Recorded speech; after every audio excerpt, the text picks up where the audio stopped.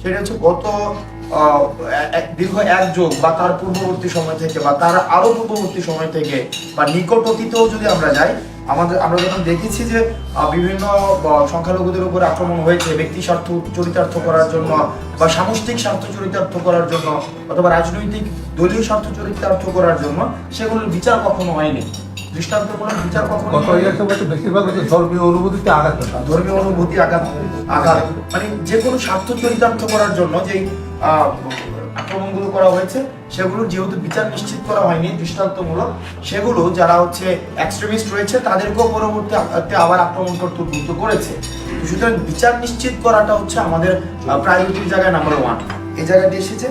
দ্বিতীয় যে বিষয়টি সেটি হচ্ছে যে আপনারা, এটা হচ্ছে একটা অ্যাওয়ারনেস বিষয়, সেটা হচ্ছে যে আমরা আমাদের জায়গা থেকে যারা হচ্ছে এখন যাদের কথা মানুষ শুনে বা একটা গ্রহণযোগ্যতা এসেছে, আপনারা চান যেন আমরা জন্মাষ্টমীর পূর্বেই যেন একটা সাম্প্রদায়িক সম্প্রীতিটি বজায় থাকে, তার জন্য যেন আমরা আমাদের জায়গা থেকে সামাজিক যোগাযোগ মাধ্যমে, টেলিমিডিয়া, প্রিন্ট মিডিয়াতে যেন আমরা শুরু থেকেই প্রয়োজনে এখন থেকে যেন আমরা একটা প্রচার চালাই, যাতে করে যারা হচ্ছে বিভিন্ন ব্যক্তি স্বার্থ, সামষ্টিক স্বার্থ, ধর্মীয় স্বার্থ অথবা রাজনৈতিক স্বার্থ যারা চরিতার্থ করতে চায় তাদের সম্পর্কে যেন আমরা সচেতন থাকি।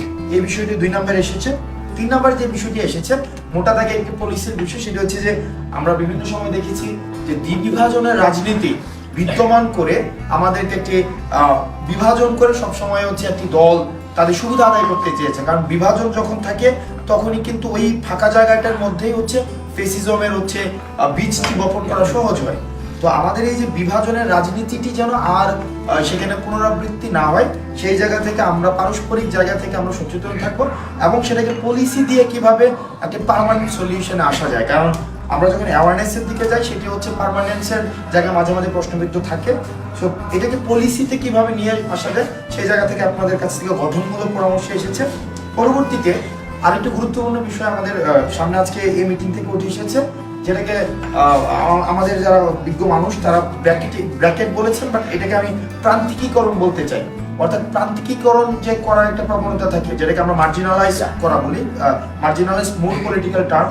তো এটাকে আমরা যে প্রান্তিকীকরণ প্রবণতা, যে যারা যেহেতু কম মানুষ তাদেরকে আমি এক সাইডলাইন করে দিলাম, প্রান্তিক করে দিলাম, এই প্রবণতাটি যেন আর না থাকে।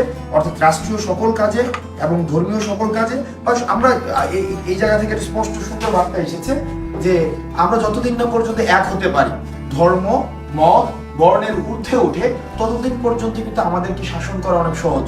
আমাদের থেকে কম যোগ্যতা সম্পন্ন মানুষ যারা, তাদের দ্বারা আমরা নিপীড়িত হওয়ার যে রাস্তাটি সেটি উন্মুক্ত হওয়া যায়। সেজন্য প্রান্তিকীকরণ বন্ধ করার জন্য রাষ্ট্রীয় পদক্ষেপ যেন প্রশস্ত হয়, সেই জায়গা থেকে আমরা কথা বলবো, ইকুয়াল অপরচুনিটির জায়গা থেকে।